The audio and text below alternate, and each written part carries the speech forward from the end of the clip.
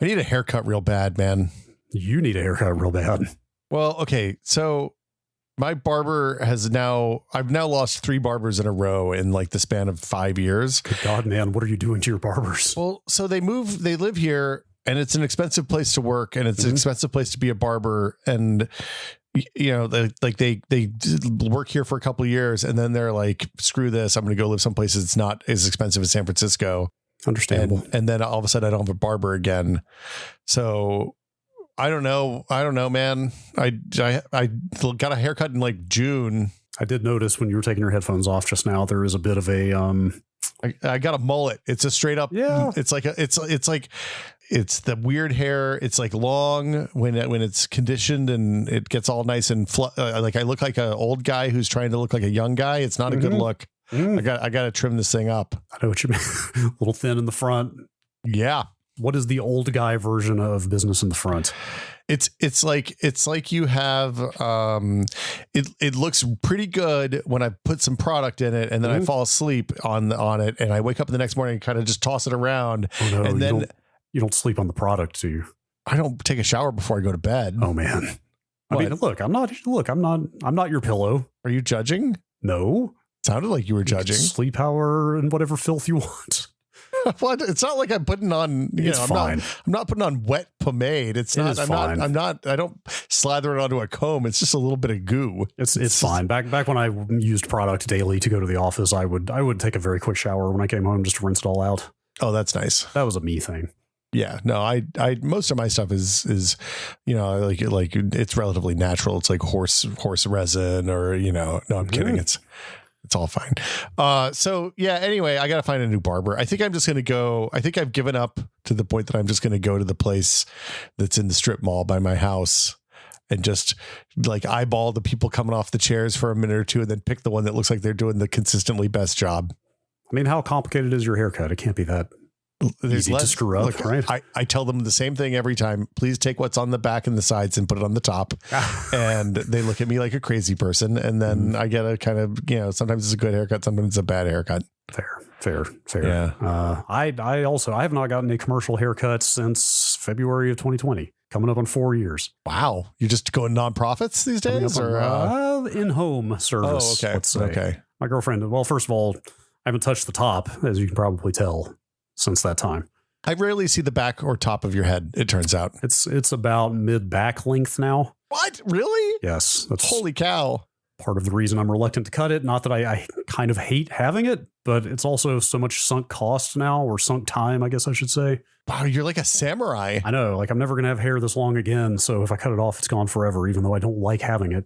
So I had a little bit, like I had it was long, it was pretty long at the start of the pandemic for me. Not like there was a period of time which I was like, I'm going to cut this. And then you kept going. It was a big relief when I cut it. Like the amount of shampoo I used on the day to day went way down. Oh my God. Do you know how long it takes to wash my hair now? I bet it's a long time. Also, do you know what comes out when you wash your hair when it's this long? Like a lot of hair usually for me. The first 3 times when it got really long that I did it, I was like, am I balding? Like, what is happening? There's like a handful. Yeah. An entire handful of hair not on your head anymore when you wash your hair when it's this long. And I was like, how is it possible to lose this much hair? I have to be balding. And when you are losing a little bit of hair, it's even worse. It's like it's like a dead cat up there every time you wash your hair. Anyway. Yeah. Anyway, I think the time is probably long past now that I need to get rid of this. I went to a wedding recently.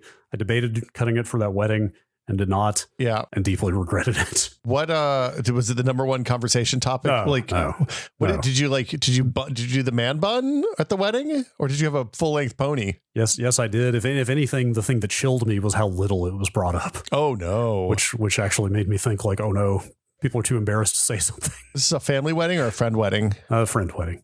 Okay. Well, that's a look. In our friend circles, people are used to a certain amount of, eccentricity. Sure. But yeah, family wedding. I would have, if I rolled in with long hair at a family wedding, I would have caught a rash or shit. Oh yes. I do not hear the end of it at home. And that's part of the calculus.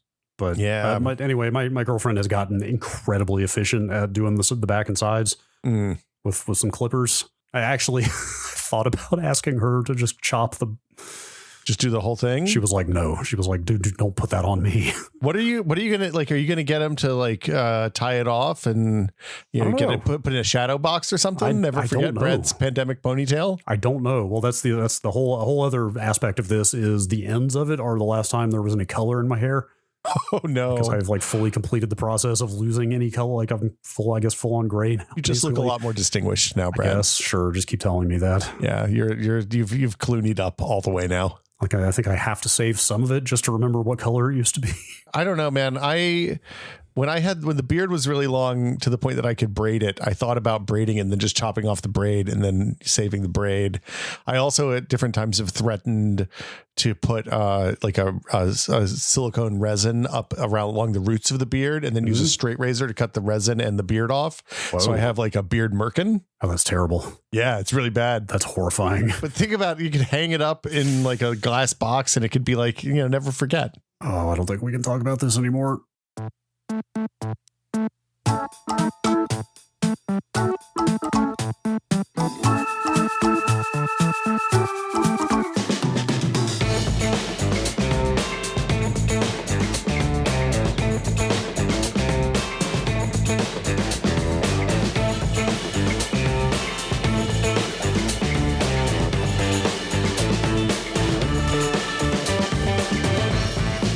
Welcome to Brad and Will Made a Tech Pod. I'm Will. I'm Brad. Hello. Hi. Wow, we need like a palate cleanser after that one, I think. I know. Hair is a weird subject.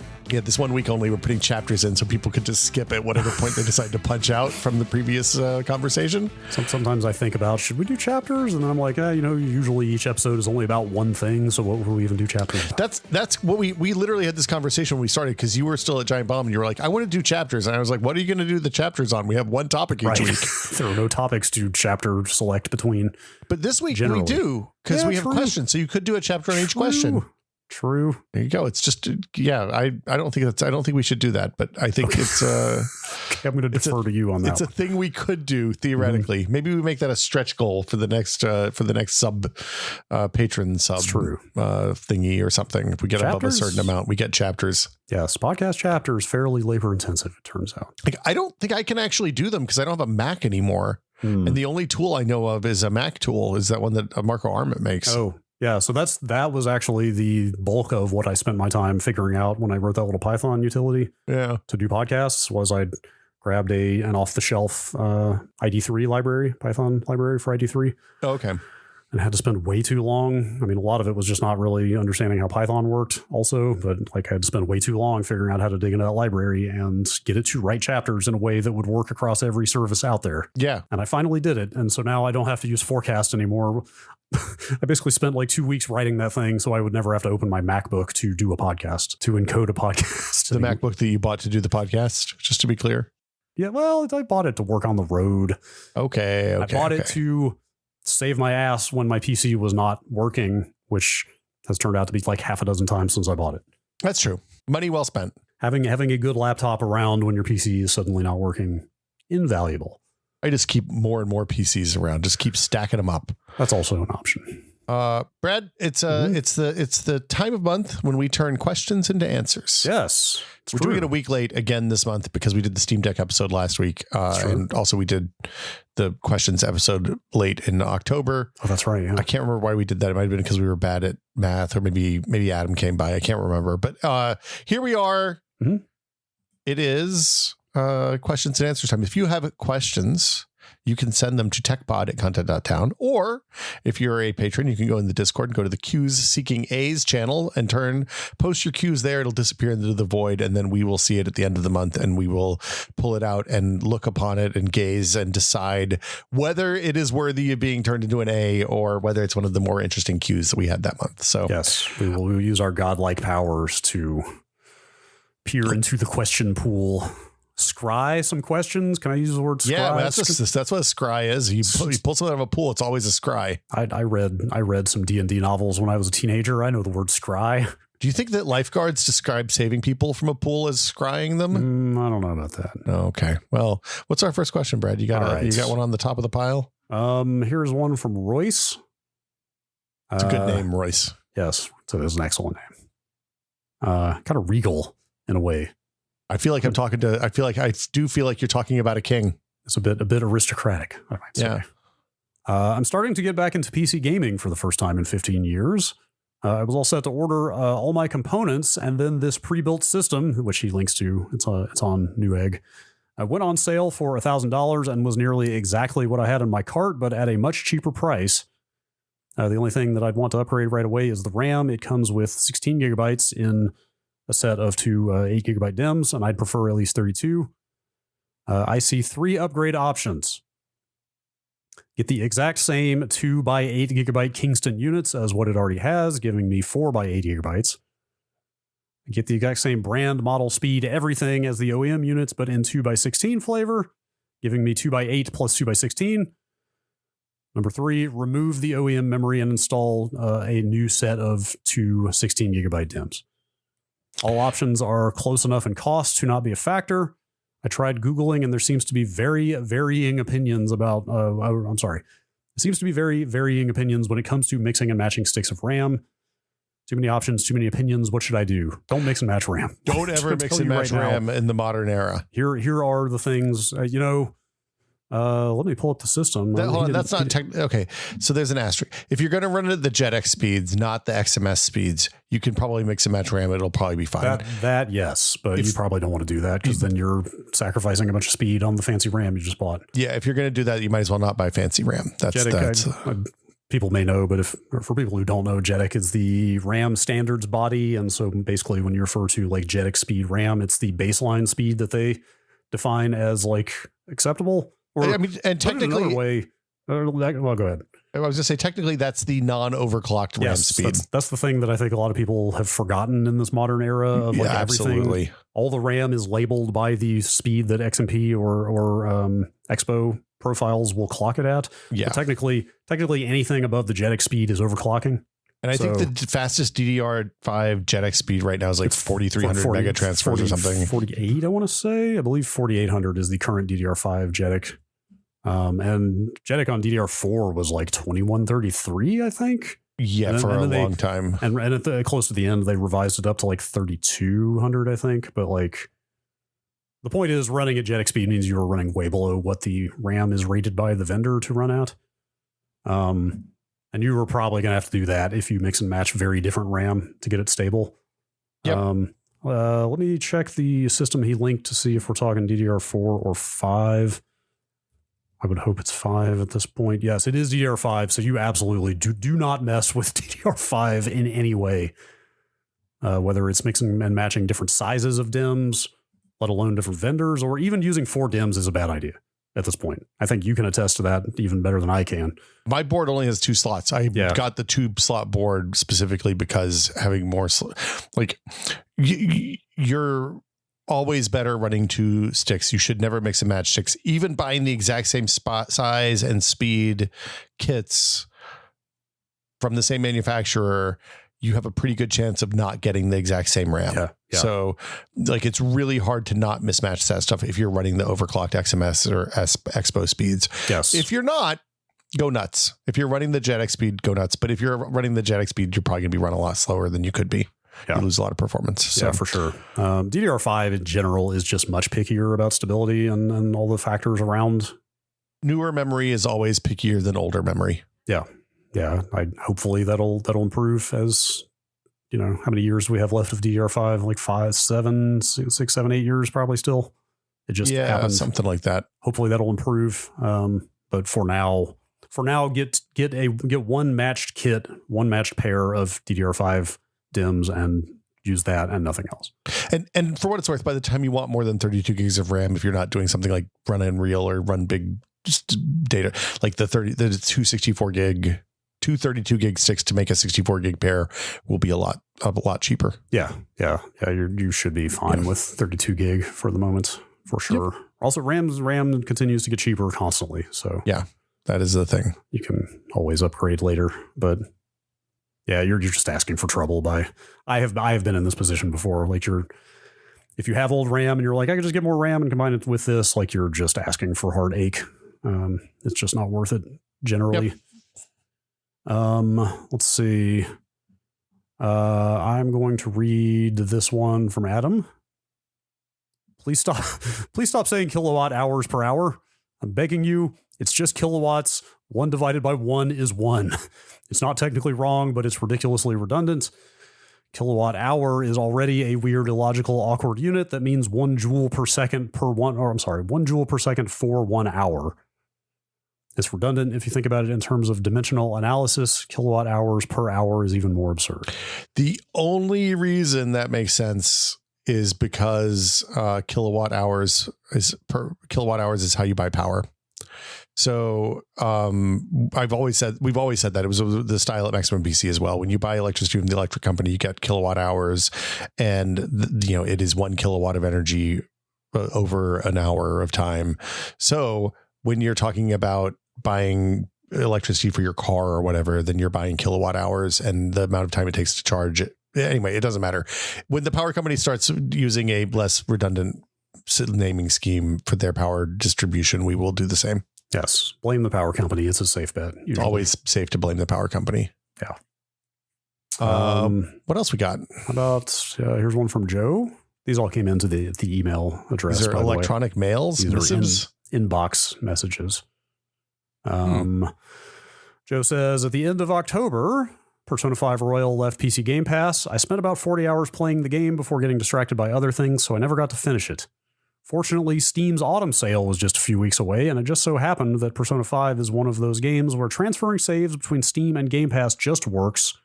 So I figured I would buy it on Steam when the sale came around, and so I did just that. I learned some interesting things that day. First, many Game Pass games, including Persona 5, keep their saves in the local AppData folder. Second, when you uninstall a Game Pass game, it deletes the saves. Because why would you need saves for a game you uninstalled? It's in the cloud anyway, so you can get it the next time you play it. Third, there is no easy way, if any way at all, to retrieve those saves without installing the game in question and launching it, which of course you can't do if you don't own it. Luckily, as a certified member of the I backup my downloads folder, I also back up my AppData folder. I got the saves and everything worked out fine. Do you guys back up your AppData folder? I don't back up my downloads folder, but I do back up AppData. I'm positive I have asked you this before, but what method do you use to back it up, and also like how periodically or on what interval are we talking? So for a long time I used Backblaze, and it just got everything uploaded when Backblaze ran once a day.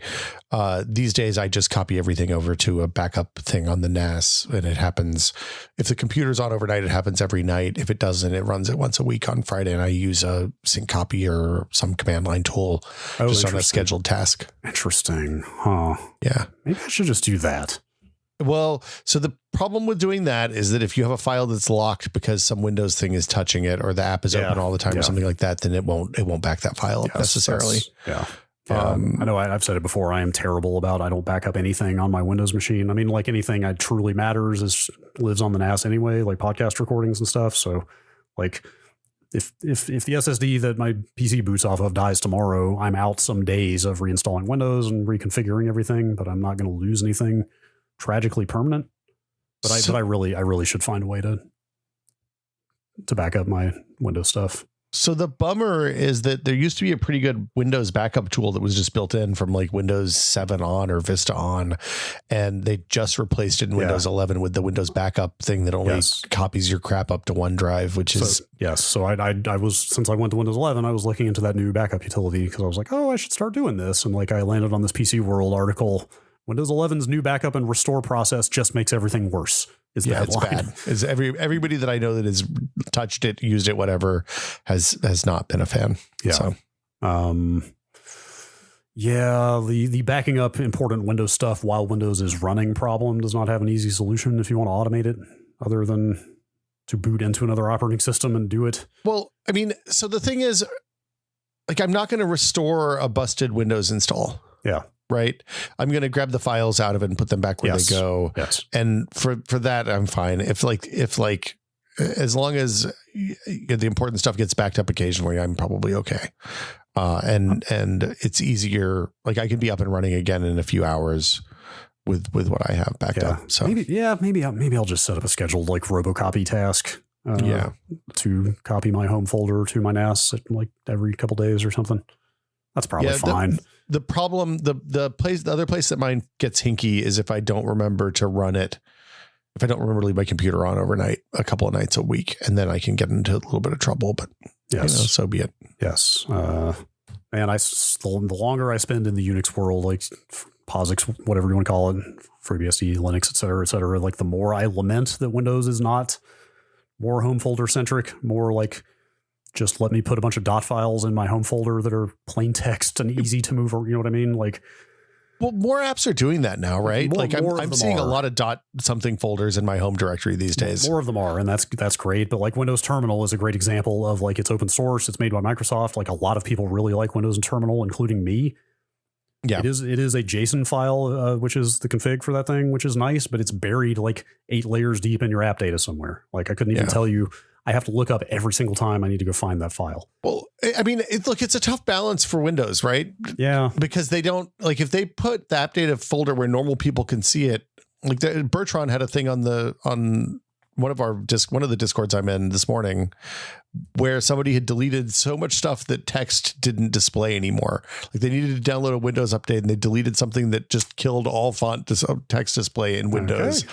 How do you fix that? You don't. No, that's a do-over. No. That's a repair. Yeah. So like if you give people access to that stuff that's in AppData that's mostly hidden for good reason, it's a problem. The other thing is AppData, the other thing that Windows has started doing, and it's depending on what your settings were, it's been either going for a really long time or is brand new to you.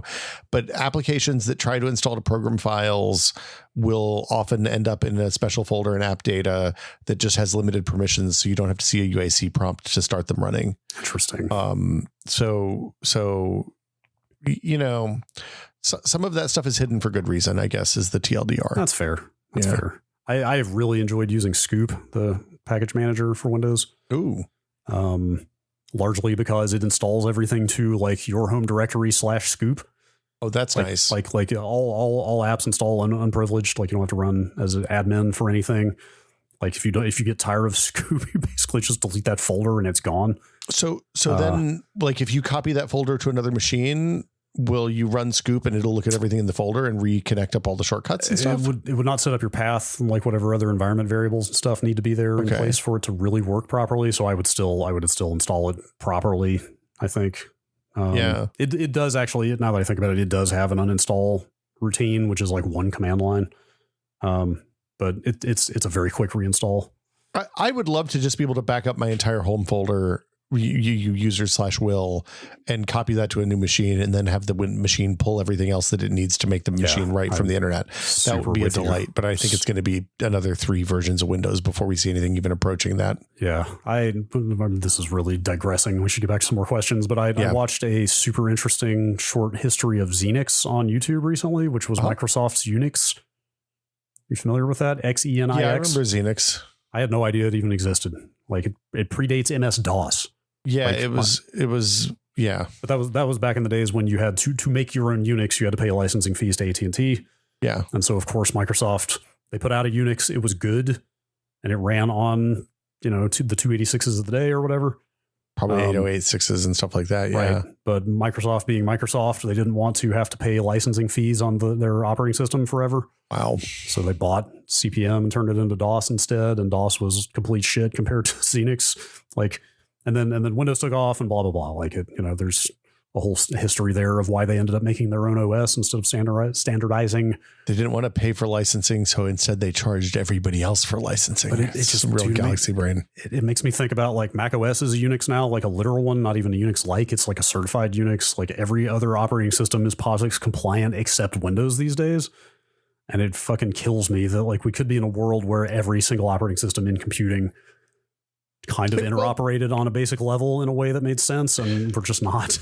It drives me crazy. But back then it wasn't as apparent. Anyway, not now. Yeah. Not then. Yes, it's now. There's 40 years of legacy that makes that more complicated. Anyway, what could have been? Here's a question from Charles Entertainment Cheese. Is there still a demo scene? Yeah, demo scene is one word. Here, do you know what the demo scene is? Oh, hell yeah. I was never deep into it, but I was aware of it since probably the late 90s and would occasionally come across some cool demo and download and run it. I looked up the Wikipedia page for demoscene because they have a good list of groups that are still active, because I wanted to actually answer this question with authority. And sure enough, there's at least a dozen groups on here that are still active today. Yeah. So there is still a demoscene. I'm just going to read, I think the top line description here of the demoscene is better than I could phrase it. So I'm just going to read it here. The demoscene is an international computer art subculture focused on producing demos, self-contained, sometimes extremely small, which are computer programs that produce audiovisual presentations. Like, it's just a bunch of like extremely like, I hesitate to use the word elite, but it seems very appropriate. Like a bunch of very elite coders and artists who would compete with each other to like make demos. And a lot of times it would be like 64K demos. So it was like how much rad code and art can you fit into 64 kilobytes into an executable, into like a binary package that's 64K that's going to do some like wild shit that you've never seen your computer do before. To see a cityscape grow out of nothing, or like it is the best kind of computer showing off, which is doing something cool that nobody else thought was possible in some efficient or really cool way. Yeah. A friend of the show, Jeremy Williams, was he was the one who introduced me to demoscene stuff years and years and years ago, I think. Unless there may have been, I feel like maybe there was hey, here's a 18K file you can download from Redwood that has crazy 3D graphics in it back when like the 3D effects stuff was new. But anyway, I think stuff's really cool. Demo stuff probably was more meaningful back in the day when computers were much more limited, particularly like before they were shipping with like dedicated graphics hardware. Well, before the internet was fast too. Yeah, Back then, like you could get a thing that would open and play for 10 minutes on a 64K or 128K download, and like you couldn't download a video. I mean, it took 2 days to download a 3-minute video. Yeah. But God, there's a specific IBM XT demoscene demo that I was just watching a video of. Not Area 5150. There it is. I just found it. Go look up a video of Area 5150 running on the IBM XT.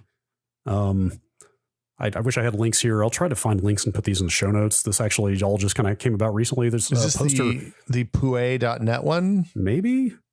So this is weird and random, but a poster on Shack News actually just wrote an IBM XT emulator recently that can run this demo. It's apparently the first emulator that can run this demo just like real hardware.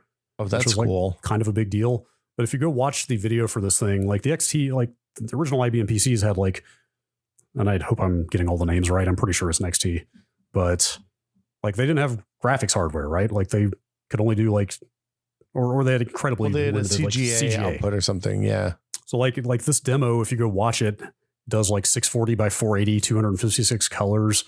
Like wow, text and graphics on the same line, like all kinds of crazy shit that should not be possible on that hardware. So like that was the point of the demoscene back in the day, was to like literally make the computer do things that it was not spec'd and built to do. Push the boundaries of what was possible. Yeah. And like, obviously there are still frontiers to push, but like computers are so much more capable in the graphics department these days that, it's not quite the same thing, but it's awesome that people are still out there doing it.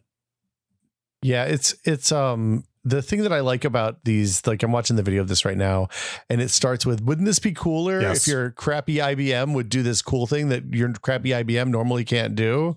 And then it just keeps ramping it up from there. It's pretty cool. Yeah, it's pretty rad to see that stuff. Marty PC. Okay, here it is. Yes. Marty PC is the cycle accurate PCXT emulator that I was trying to think of.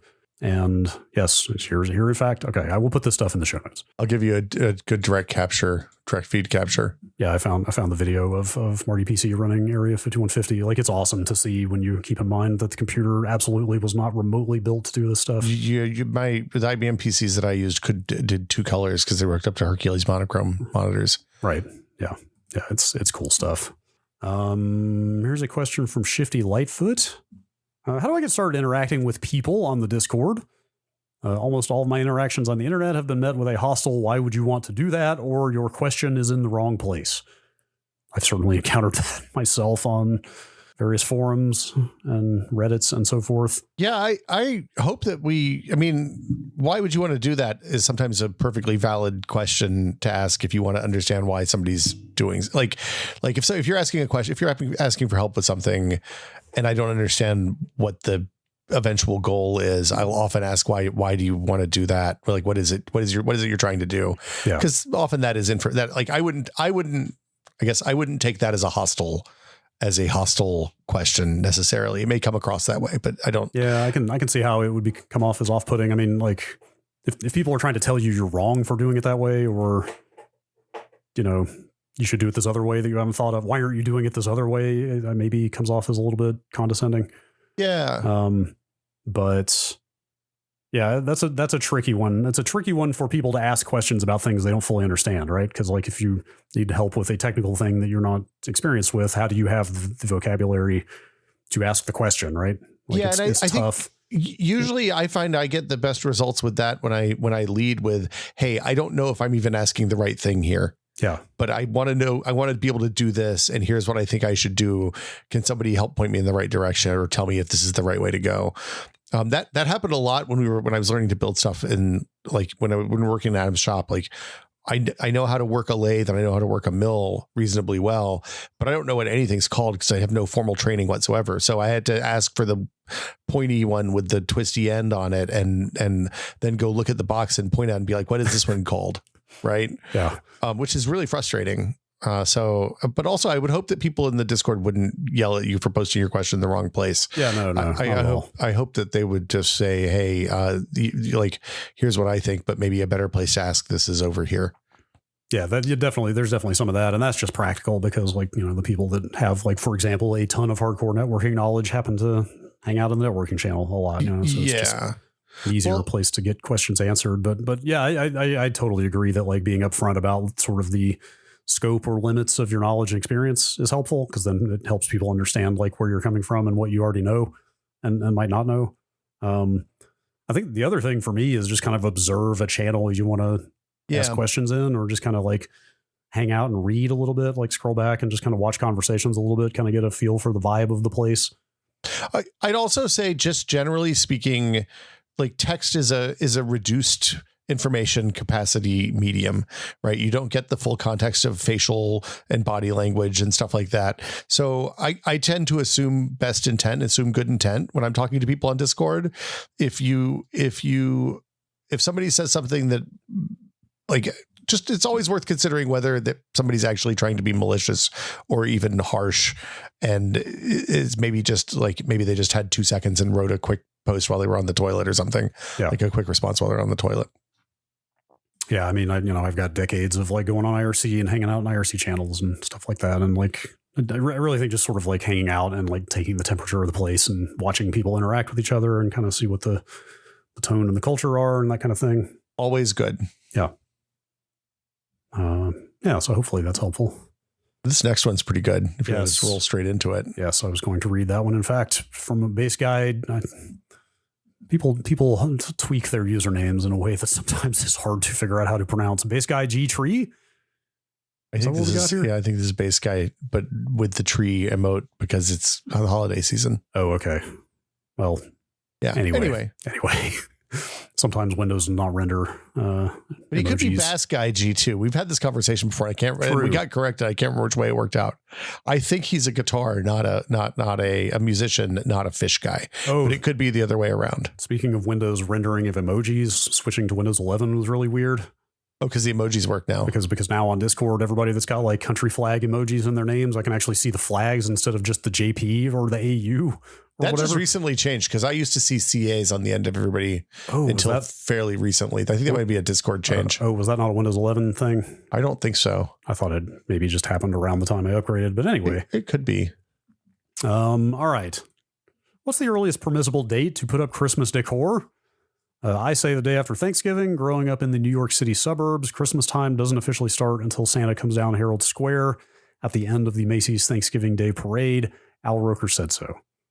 So an alarming trend in my neighborhood is that people are taking the Halloween decorations down and putting the Christmas decorations up on the same day.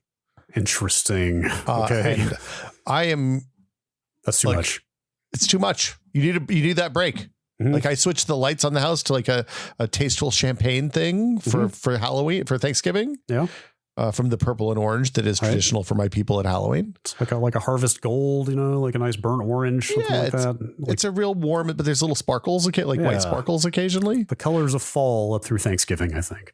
And then for us, like this year, Thanksgiving was kind of early. So like we kind of didn't, if we were real tree people, I don't think I'd be comfortable putting a real tree in my house this early.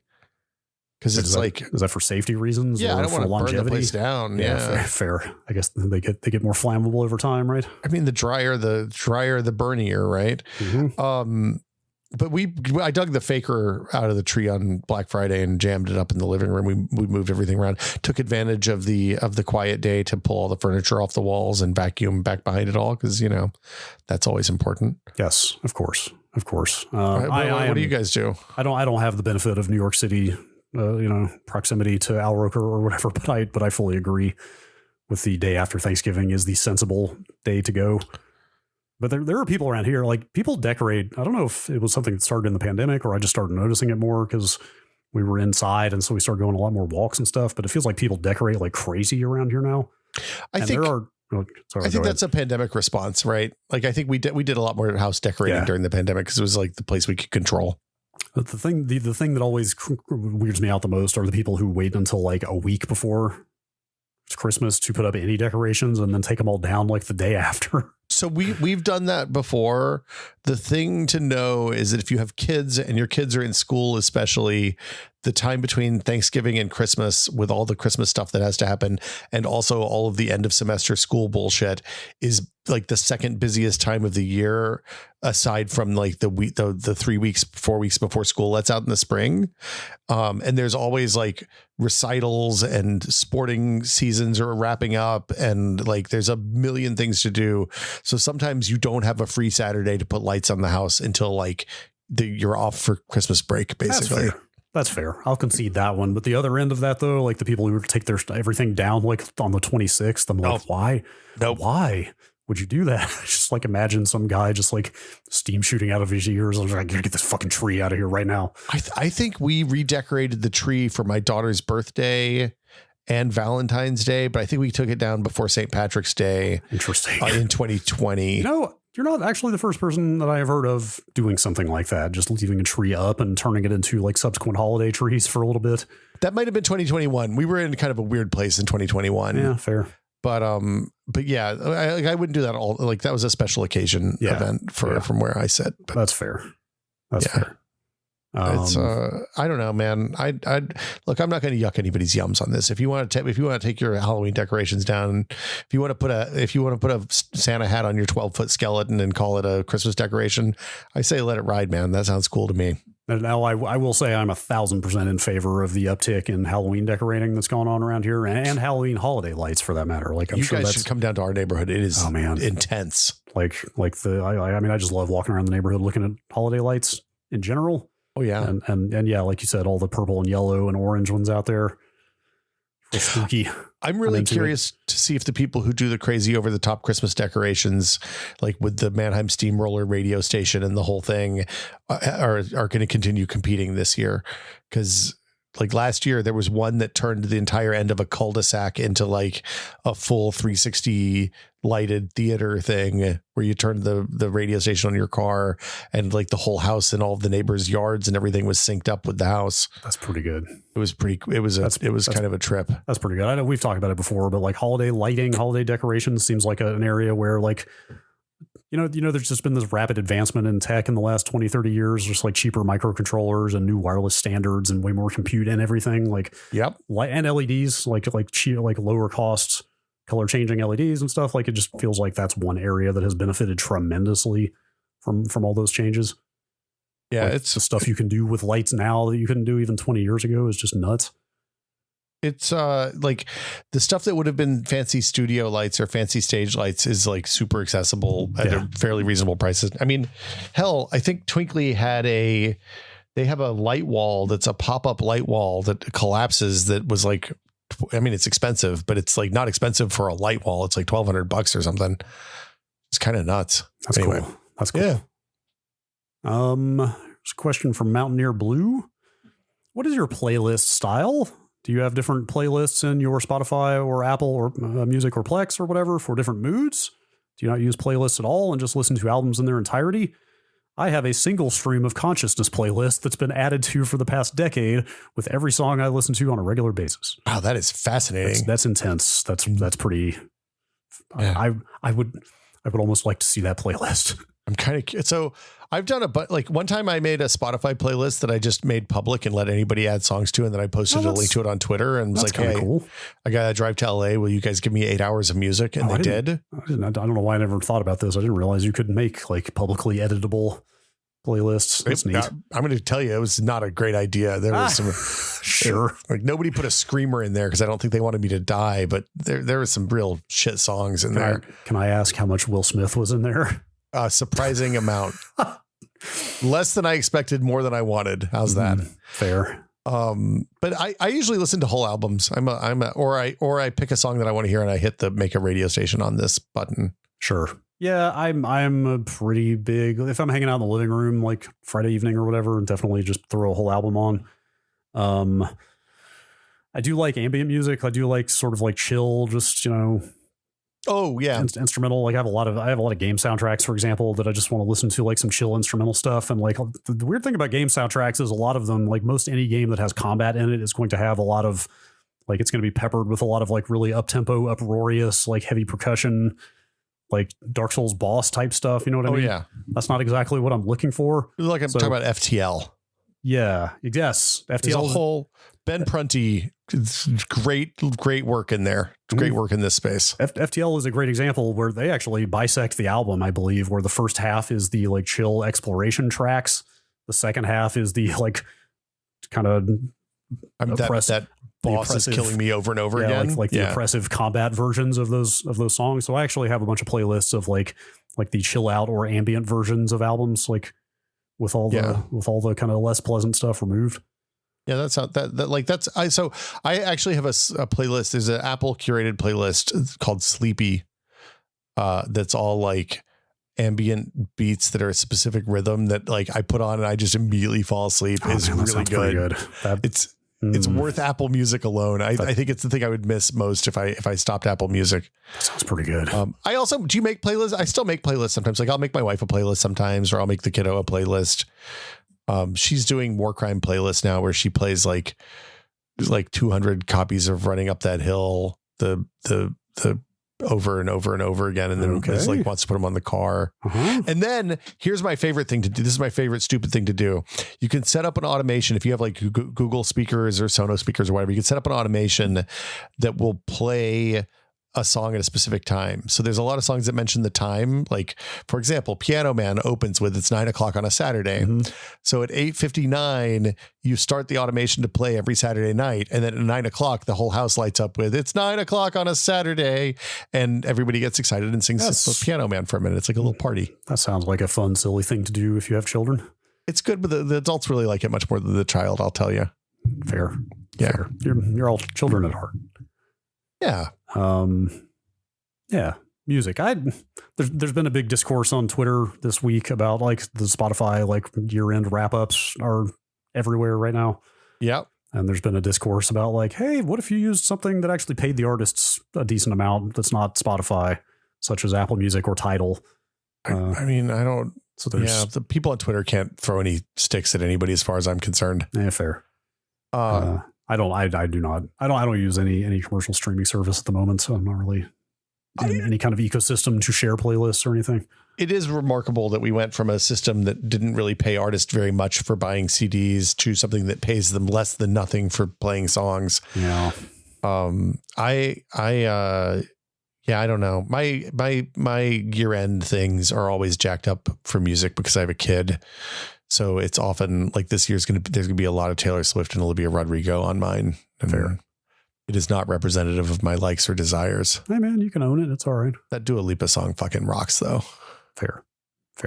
This is a good question from Mike B. What do you find cooler and more compelling? Getting a game to run on older hardware that it was never meant for, or enhancing it for modern hardware? Simply put, which is better, Portal 64 or Portal RTX? Oh, crap. Like that is a fantastic question. Actually, I have been staring at Portal 64 recently, thinking that I should give it a try. I'll probably wait until the Mr. N64 core is more mature, assuming that core will ever even be able to run this. I didn't know there was a Mr. N64 core. I'm out of the loop on the Mr. stuff. Wow, you were way out of the loop. That's probably, I know I've probably said this as much as anybody. Like the word was for years that the Mr. would never be able to do it to do the N64 like at all. And then the very same guy who was the main guy saying, yes, this will never be possible is now the guy developing it. So wow, that's a trip. Yeah, I didn't know that Portal 64 existed, so I'm fascinated by this concept. If you Google it, you'll get the GitHub repo. You have to make it yourself. You need to I think you have to build it yourself. Is it 3D? Yeah, it's like it's not like a 2D version of the. It is. I don't know how complete it is, but it is. It is absolutely a first-person playable 3D version of Portal on the Nintendo 64. It looks like the portals work and everything. That's nuts. Yes. To be clear, that Mr. Core is not going to be a full functional N64. Like that makes sense. He's having to cut some significant corners to get it to work, and so some games may never work, or et cetera, et cetera. Yeah. So there's no guarantee that Portal 64 will run on that thing, but there are emulators you could use it there. Wow. I don't know. That's a tough question. I think they're both super impressive. I feel like getting new games to run on old hardware is cool from a conceptual standpoint. But it's not something I'm going to play through and enjoy start to finish necessarily. Portal 64 is more like something I'm just going to be like, oh, that's cool. That's an amazing feat of engineering. I'm going to check this out for 20 minutes. It's awesome they did this. But I'm probably a lot more likely to play something like Portal RTX start to finish and really appreciate it. So I've played kind of a lot of Portal RTX until I got to a puzzle that I got stuck on. Wait, hold on. I've been playing Portal Prelude RTX, which is a community build, made, right? It's like a mod, and the maps for it are, some of them are it goes straight from 0 to 60 is what I'll say. I just Googled some shots of this. That looks like way more complex than actual original Portal. It is way harder. Like original Portal is a game designed to be finished by everybody who plays it. And this is not that. I think I got 8 puzzles in and was like, oh, I don't know how to do this one. Interesting. I will definitely have to check that out. But also even from a ray tracing standpoint, the level design in this is way more intricate looking from what I've seen of these screenshots. Yeah, it's like they took the basic idea and the basic engine and then souped it way up. Yeah, there's a bunch of overlapping glass panels and a lot of other cool lighting stuff that would make the ray tracing look neat. I'm kind of more into the I like the novelty of having ray tracing in an old game, but I'm more into the hey, let's take the old thing and make new stuff on top of it. For me, the Portal Prelude with flaws and all is more interesting, I think, than Portal RTX. But I kind of want to play Portal 64 just to kind of want to touch the fire there. Yeah, I'm going to have to check that out on a stream at some point once it is finished. I don't think it's finished yet. Yeah, there's a whole other category that's kind of adjacent to this. That's the, hey, here's a way for you to play old games that are basically unplayable today. Yes. Like the Force Engine thing that you used to play Dark Forces and Jedi Knight and stuff like that. All the Z Doom and Doom 64, all the Doom source mod file players, basically. Yeah, source ports. I just went through this with KOTOR. I wanted to play original KOTOR, and it's surprisingly difficult to play that on PC now. The mod situation is complex to the point that I worked on it for an hour and was like, I have better things to do with my time, and just went and bought it on the iPad. Sure. But yeah, it's a weird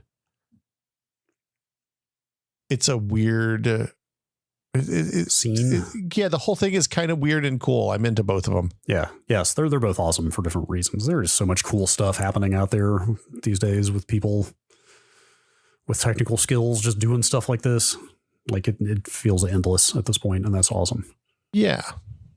It feels like everything's possible in a way that it hasn't for kind of a long time. Yes, whether it's preservation or developing new stuff on top of old stuff, or whichever direction on the chronology you're going, forward or backward. Yeah, did you see somebody released a GBA game yesterday? Oh, that's impressive though. Yeah, it's always fun. It's called Goodbye Galaxy, and it's a platformer. It's a Game Boy Advance game, and they launched, it's going to come out on PC and other stuff later, but they launched it on the Game Boy Advance first, which is that's just cool. Wait, to be cool. Wait, this has no affiliation with Commander Keen. It has no affiliation with Commander Keen. Commander Keen in Goodbye Galaxy. Fair enough. There's no affiliation with Commander Keen that I am aware of. That's fair. Yeah, look at that. Wow, that's a pretty good looking GBA game, actually. Well, dude, that's I mean, that is yet another angle on this conversation, is people making old games for old hardware. Like, yeah, or like even like Shovel Knight, like making the games within the constraints of the old hardware is conceptually really interesting. But like having modern designs that work on that were built for hardware that existed 30 years ago or 40 years ago is freaking cool. Like that happened, was it last year? I think a new Genesis game came out on Steam, and like, you know, right there in the install folder is just like, hey, the ROM is just there if you just want to take the ROM and play it on your flash cart or a Mister, if you don't want to play the Steam version. Yeah, I think so. Like, so the answer to your question, I think, is this is my favorite thing. When people make new games for old hardware that use like new gaming design aesthetics for old hardware, I think that's rad. Yeah. Yeah. I think I'm probably, well, I don't know. This is a hard thing to like rank or pick a favorite.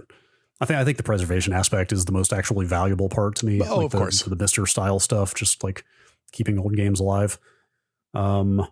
All right, last question here from Millhouse Phoenix, who hails from Australia, which is relevant to this question. Is that Australia? I can't. My. It looks like it could be a New Zealand alternately. Wait, really? I don't know. The AU people have AUs next to them, and this is a different one. I can't. Mine just says AU. Oh, okay. So then that is okay. Sorry. I got a flag, but it's very, very small, and all I can see is that like there's red, and blue, and white. Are you in Chrome? I'm in Firefox. Maybe that's why. I was gonna say we're both on Windows 11. We're both in a Google Doc. And you're getting a flag emoji, and I'm getting an AU. But maybe there was somebody else down here that had an AU at the end of their name, so I don't know what the heck's going on. It's weird. Flag emojis surprisingly fraught, it seems. Yeah, they don't clear things up, it turns out. All right. With all the coffee talk on the podcast over the last few months, a very serious question must be asked. Have you tried a Tim Tam slam? Brad, are you familiar with the slam? Have you slammed it? I don't know what a Tim Tam slam is, but I fucking love Tim Tams so much. Like that might be my favorite, like packaged cookie or very close to it. Okay. So for people who don't know, the Tim Tam is like, it's a chocolate covered pair of cookies with some goo between them. Yeah. And the Tim Tam slam is a thing that they came up with, where you bite a corner off of opposing corners of the cookie, and then you dunk one end in coffee or tea and suck the coffee or tea up through the goo. Huh. It makes the whole thing a real ooky, gooey mess. We did a Tim Tam slam on a tested mailbag video for 100 years ago in the Whiskey Media basement, as I recall. I might have to pull that up if that's still accessible. I thought you might have had one at that point, but maybe it was Ryan or somebody else was one of the other victims. No, I came to Tim Tam's relatively late. I've been a big props to Ed Tran, formerly of GameSpot Australia, when they would come to the office every year. They'd bring in the Tim Tams. He would bring a bunch of Australian snacks, including some Tim Tams, and they're so fucking good. They're pretty good. There's a fancy grocery store. So if I'm ranking, I put the Stroopwafel above the Tim Tam. I think that's also among foreign confectionaries. It's like Tim Tams and Stroopwafels, and this putting the Stroopwafel on top of your hot coffee or tea and letting it kind of get soggy and soft is real good. But the Tim Tams, I'm a fan. They come in all sorts of different flavors. They sell them at the fancy grocery store here in town by me. So and I think Andronico's used to have them too. I don't know if they still do. I shouldn't know that. It's good.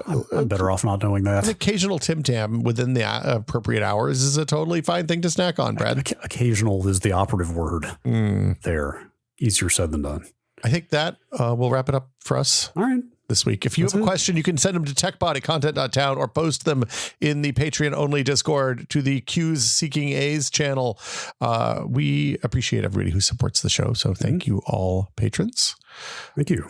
But an extra special thank you. Oh, wait. No, this isn't the end of the month. I did that last. I'm so confused. Usually the end of the month is the thank everybody tier, but usually the Q&A is the thank everyone tier, but this month it's not.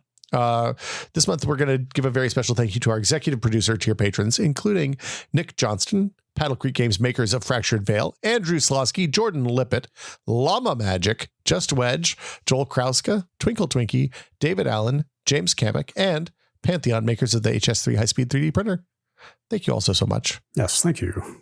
And if you would like to find out how to support the show, you can go to patreon.com/techpod. This is the important thing that I almost forgot to do. Again, it's patreon.com/techpod. And for $5 a month, you get access to the Discord. You get the patron exclusive episode where Brad and I both, I'm going to be honest, we were both kind of delirious when we recorded that episode the other day. The patron episode? Yeah, I was sure. We had a conversation. Mm-hmm. Look, you get access to the TechPod Discord, which is full of lovely people who talk about an incredible range of things. Like people were sharing their Thanksgiving meals last week. People are always talking about like building new computers and putting network gear in their house and doing home automation stuff. And it's a lovely place full of good nerds. Yes, it absolutely is. So yeah, that'll do it for us. Thanks everybody for listening. We will see you all next week.